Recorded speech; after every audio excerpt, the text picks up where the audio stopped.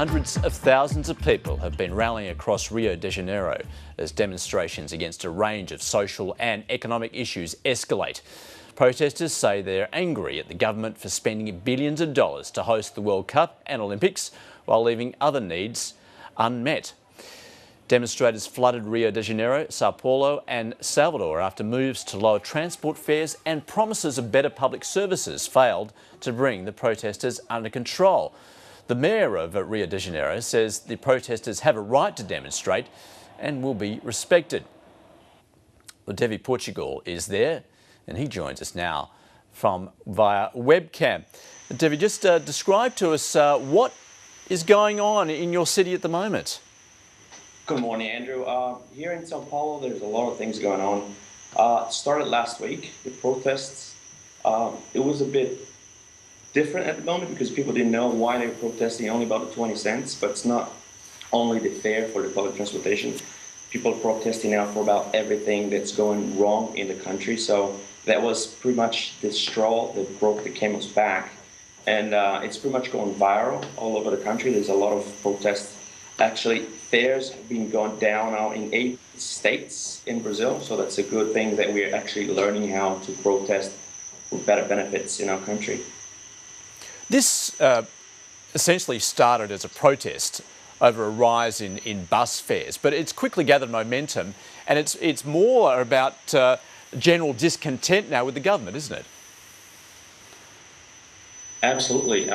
Things are just going viral. People are only protesting and they have funny sayings about things that they're just not content with about the government and how the country is being run. So it's a lot about people that want a change in Brazil right now. It's not only about that we have the World Cup coming in, so that's a bit of more about like a bread and circus at the same time, that we have bad things going on in the country, but we have the games coming into our country as well. So people want to not to put the focus on the games more and what the situation is in Brazil and what we need to change.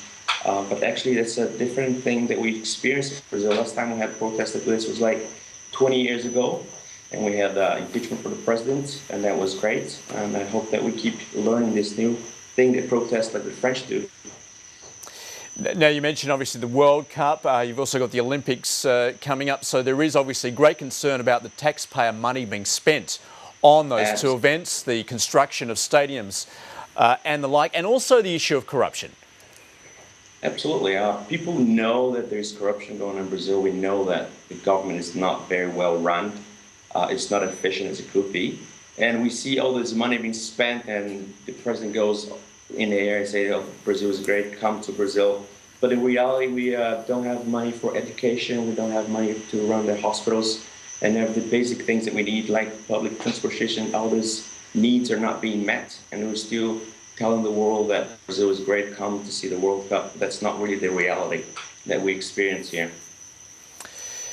Davi Portugal, thank you very much for your time. You're welcome. Thank you.